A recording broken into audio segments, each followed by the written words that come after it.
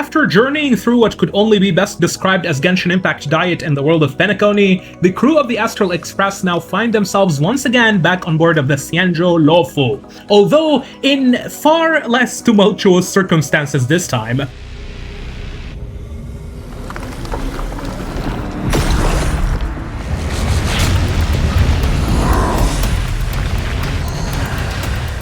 Well, at least that's what they thought at first. And what a return it has been! There is a battle tournament to determine who is the strongest swordmaster in the Alliance, and March 7th has been officially promoted to March 8th. See guys, this is why you should never let your memes be dreams. Always keep memeing until your memes manifest themselves in the form of a clueless anime waifu. So, it's the significance of March's journey into becoming the best swordmaster to compete in the Xianzhou's Wardance that I want to discuss right here. Surely she's gonna win something, guys. Ain't no way she loses every single round. She will definitely win one at the very least, right? Pardon my manners. What? Azure Dragon, White Tiger, eating less carbs. Watch this! Yeah, never mind, she's gonna get cooked. But regardless, I am going to be rooting for her anyway, because March is actually my favorite character in Honkai Star Rail, which is definitely surprising once you see what other characters I really like, as those include Zhongli, Xiao, Kratos, Godfrey, Ryomen Sukuna, Radon, Il Capitano, Kevin Kasana, Ashkelad, Artanis, and Orsted. You will notice something in common with those characters, and it's that they're all big, hairy, muscular men. Which is why amongst them, March stands out like a sore thumb, since she is pretty much what you would get if you copy-paste a picture of testosterone into Microsoft Paint and then press invert color. But here's the thing, the reason I like all of those aforementioned characters isn't because they are big, hairy, muscular men, but rather because they all have good lore and stories behind them. A really good example is Xiao, because... Oh, wait, hold on, guys. Give me a second. You're not supposed to say that. As I was saying, Xiao is an excellent example of what I'm talking about, because when you think about him, the first descriptors that come to your mind are going to be some things like tall and massive. You know, things like that. Oh, and there's also imposing presence. Anything along those lines, since Xiao is obviously so large. I mean, dear lord, look at him. The sheer masculine energy that he radiates is probably enough to get the 3 ladies in his party pregnant just by virtue of them being in his vicinity. However, putting his enormous size aside, what truly makes him a good character is the fact that he carries approximately 3,400 years worth of history on his shoulders, all of which can and have been used to supplement and build upon the story he is part of.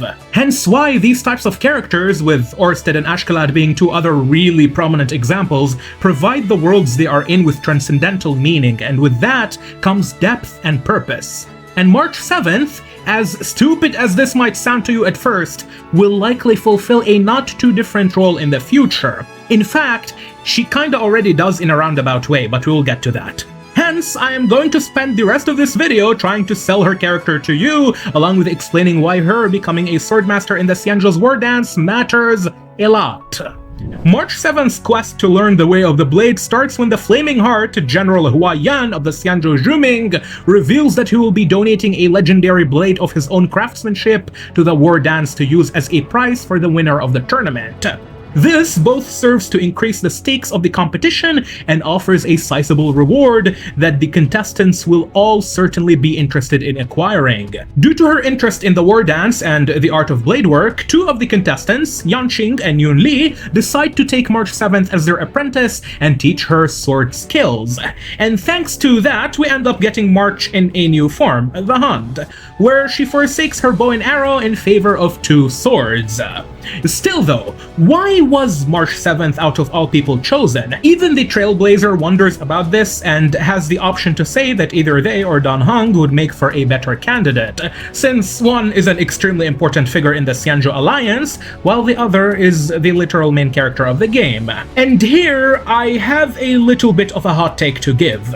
You see, although the Trailblazer, Stella and Kalis, play the role of the protagonist in Honkai Star Rail, they are not the only main character in the story. As a matter of fact, the entirety of the Astral Express crew are all equally the main characters of HSR. I recognize that this isn't obvious yet, and it's mainly because some have had more time to shine than others, with March 7th just recently getting the spotlight in the Xianzhou's Wardance. And the reason that matters is, you know what?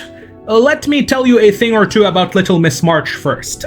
There are two independent reasons for as to why March's name comes from a literal date on the Georgian calendar year, and even though they are disconnected, they're both necessary to help us form a cohesive image of who March 7th is and what role she is likely to fulfill in the future. But before I get into that, I need you guys to understand that March 7th isn't actually March 7th. That's very important, and yes, I know that it sounds weird, but trust me, it's gonna make sense once I'm done explaining. March is in truth a nameless girl who was discovered by Himiko and Dan Hung encased in a cryopreserved state inside a 6-phased ice crystal drifting in space. After she was thawed out of her crystal, she had no memories or recollections of the past and therefore decided to name herself March 7th after the date when she was found by the Astral Express crew. That was the in-game explanation behind her name. Now for the contextual reason behind it. As it turns out, in the Japanese localization of Honkai Star Rail, March 7th's name is Mitsuki Nanoka, where Mitsuki directly translates to 3 months, in other words, the 3rd month of the year, March, while Nanoka simply means the 7th day of the month, with Nana specifically meaning 7, hence March 7th. Interestingly though, Mitsuki Nanoka sounds really similar to Mise Nanatsuki, which is the name of the protagonist of quote-unquote Hoyoverse's first ever game, The Legend of Saha. The story of that game revolves around Mise Nanatsuki, who wakes up on Mount Sumeru missing her memories. In order to regain them, she goes on a journey to reclaim the fragments of her soul, which were shattered by the God King and scattered across the world. This was a quick summary of The Legend of Saha, but I am sure that you can all see the immediate similarity between March 7th and Mise, with both waking up having no recollection of their past. However, saying that two names sound similar isn't usually enough to convince most people, so I should probably provide some evidence and proof. Luckily for me, the proof is already in the name, since the Japanese characters for Mise are an archaic way of referring to the month of March, where it is written in such a way that it is pronounced as Yayoi, meaning spring. Here, you have to keep in mind that March is when spring starts in Japan and most of China. So in the name Mise Nanatsuki, we've got Nana, which means 7, and Mise, which means March 7th. Very clear and smooth translation if I would say so myself. Oh, and if you are wondering what the Tsuki part is about, Tsuki in Japanese just means moon, which is still relevant by the way, since an alternative interpretation of March 7th's Japanese name, Mitsuki Nanoka, is beautiful moon. And March is indeed a beautiful moon. Okay, now that I think about it, Beautiful Moon is quite suspicious since Stella and Kalis both mean star and sky respectively, which reminds me of Jupiter, who you might know as Zeus, for a few reasons that I won't elaborate on right now. You know what, if I continue on this route, we're gonna end up on an enormous tangent that barely has anything to do with the main topic of this video. So for the sake of time, let's just stick with March 7th. Just completely ignore anything I mentioned about the moon. From her companion mission, which is the equivalent of story quests in Genshin Impact's parlance, we learned that March's past memories were sealed by the remembrance for her own protection, leaving her with no comprehension of who she used to be before joining the Nameless. This is one of the reasons why March loves taking pictures of her cherished memories. To her camera lens is like a third eye, an eye that can see the memories of the past and thus always remember them, because for someone who knows nothing about themselves, the precious few memories they have access to in the present become ever more treasured in their hearts.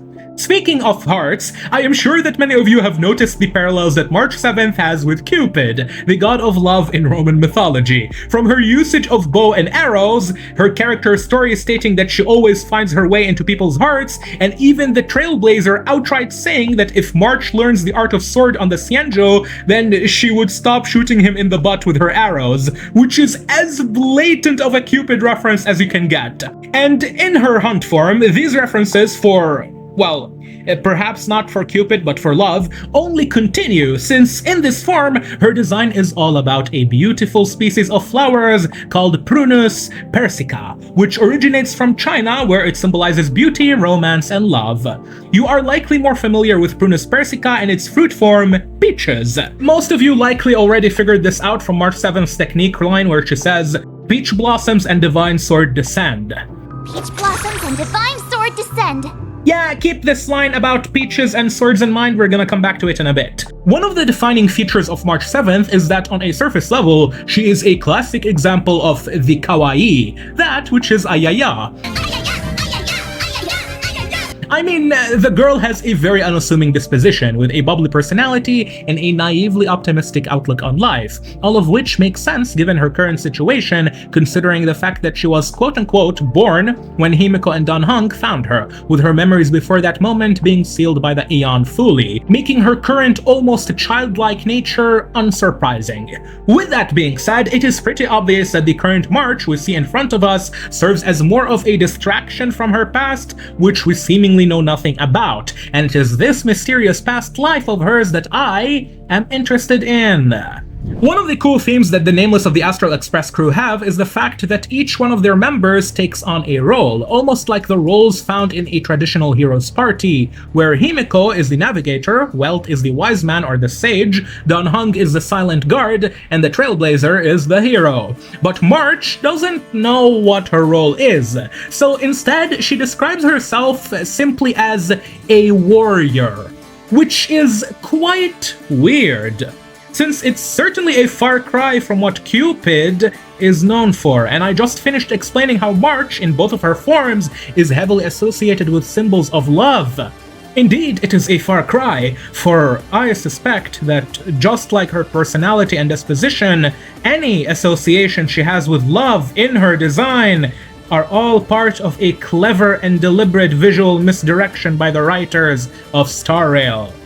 While training March for the Wardance, Yunli and Yanqing are amazed at how fast she learned and adapted to her new fighting style, with both going even as far as to voice their amusement verbally. And this doesn't really make much sense because you have to remember, just a few scenes before that, March herself was genuinely expressing her worry that she will struggle to learn swordplay. Yet, despite Yunli and Yanqing starting with only the fundamentals, it seems like the way of the sword is natural to her. And here's why I've been telling you that March's journey on the Xianzhou is so important. You see, I don't think that General Huaiyan simply chose March 7th to become Yunli's disciple because he is a kind-hearted old man. More than likely, he saw genuine potential in her interest, which the others, including March herself, didn't notice. As it turns out, March 7th herself says that she doesn't like the fact that her weapon is a bow, since no great warrior uses a bow. Hold this thought for a sec, the explanation behind it is really funny. It is certainly clear that the aforementioned line of logic is inconsistent with the Roman god of love, Cupid, but it sure as hell is consistent with Cupid's father, Mars, also known as Ares, the god of war in Greek mythology.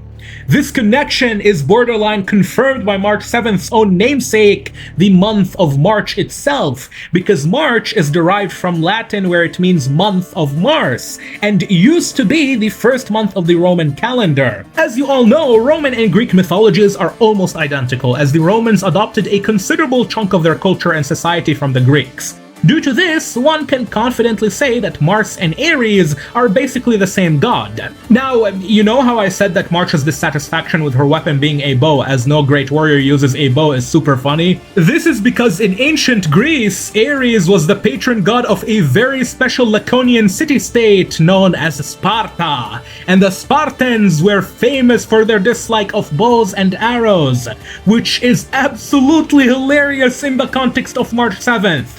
That's why I told you earlier to forget that March 7th is March. If this theory turns out to be true, just imagine how insanely different she must have been in the past. Before I continue, there is a quick point of nuance that I would like to add. Despite their distaste of ranged weaponry, Spartans did in fact utilize archers in war, saying otherwise would be historically inaccurate. Rather, it is far more appropriate to say that Spartans did not favor the usage of bows and arrows to varying degrees across different points in history, since they saw it as a dishonorable method of combat. As a consequence of this, Spartans would occasionally employ different groups of men, such as helots or periokoi, the latter being free men who were not citizens, to take on the role of archers whenever the situation favored their usage. While Spartan citizens, which is the exact same as saying Spartan men, were equipped with their far more prestigious shields, swords, and spears. Once again, this all comes back to March saying that she doesn't like using her bow since all great warriors never use a bow. And now on the Xianzhou Luofu, March is starting to become a great warrior in her own right, under the watchful tutelage of Yunli and Yanxing. And since we are on the topic of March learning the way of the blade, you might recall earlier me talking about her technique voice line where she says, "Peach blossoms and divine swords descend." As mentioned earlier, peach flowers, aka Prunus persica, are historically native to China, where they symbolize love and the transient nature of life. On the other hand, you have swords, which are practically the polar opposite of peach blossoms, as they are tools of death. This brings me to the absolute beauty that is March 7th's character design. We already know that she is supposed to be the Misei Nanatsuki of Star Rail, the maiden who lost everything and has embarked on a journey to reclaim her power and memories, and the Xianzhou's Wardance is but the first step on her path. This is hinted at both by March herself, when she says that learning swordplay will help her grow, and in her Hunt character story, which teases her growing past and potential future. And despite me saying that March isn't March, since she is objectively someone else, that doesn't actually mean that the March we know will go away when she finally regains her memories. The memories that the nameless girl, known only by the date she was found, has made with the nameless will remain ingrained with her forever. Because as real as her past life must have been, and as everlasting as the impact of her actions and choices she made at some point, somewhere in the universe were, who she is now is also real. So even if no one remains to remember this nameless girl from the distant past, not even herself, I am sure that when the time comes, those she met in the fleeting moments of a future, now immortalized in the pictures that she has, those who are nameless as she is, will definitely lend her a hand. Hey, I am not done yet, stay right where you are. Regarding her association with Cupid, love, Mars, war, and all of that stuff, March's new Hunt design offers a unique symbolic duality which I want to briefly touch on. The juxtaposition of peach blossoms and divine swords is likely intended to symbolize the above aspects of March 7th, the balance between gentleness and strength, love and war, or beauty and justice. And March, representing both the characteristics of Mars/Aries and his son Cupid, embodies this theme perfectly. Peach blossoms and swords also commonly appear in Chinese wuxia literature and mythology. For example, Yanxing, who teaches March 7th, uses flying sword techniques, and while looking deeper into this, I was surprised to find out that the flying swordplay of the peach blossom sword, yes, that's right, I just said flying swordplay of the peach blossom sword, is somehow an actual term, and you can find it pretty easily across many Chinese comics, stories, and movies. In fact, there are some novels centered simply around a divine peach blossom sword, where the blade is often portrayed as a weapon that embodies both beauty and lethality. So, yeah, March 7th is a really cool character, and I like her a lot, and she will probably remain my favorite character in the game, that is, at least, until Sunday comes out. This is, of course, assuming he ends up becoming playable, which we don't know yet. That final verdict will always be up to Hoyoverse. Oh, and also, as of patch 2.4, there is a cool little event that goes over how Yanxing and Yunli passed down their sword arts to March. I was going to cover it at first in this video, however, after thinking for a bit, I don't really have much to say about it other than what would essentially be a quick recap, plus a few minor theories of my own. It's pretty funny though, since the entire event is literally a 15-day training arc session that's structured like a manga, and the training really highlights just how adorable March is. By the way, don't get me wrong, even if most of this theory turns out to be wrong and March has nothing to do with Cupid and Aries, it wouldn't change my opinion of her, as I don't base my assessment of a character on what I think, but rather what I know and see, and I like what I see. It's just that I think it would be pretty cool if she had a drastically different past, where she originates from a planet based on Greek mythology. Unfortunately though, whatever March 7th's world is, or was, it's more than likely already destroyed considering the state she was found in. But if her world is Greece, then would those who destroyed it be the Persians? Well, that's certainly some food for thought. If you ask me, I think, again, based on everything I've said so far, if it is true that her world fell, then the backstory to its demise is likely to be deeply intertwined with that of the Aeon Nanook, perhaps even with the moment of their very ascension. And the reason I can confidently say that is due to a topic that we'll discuss in the future. For now, we have reached the end of this video. So huge thanks to everyone who supports this channel on Patreon, and thank you for watching this video. For now, I've been My Name for now, and I will see you in the next time. Take care.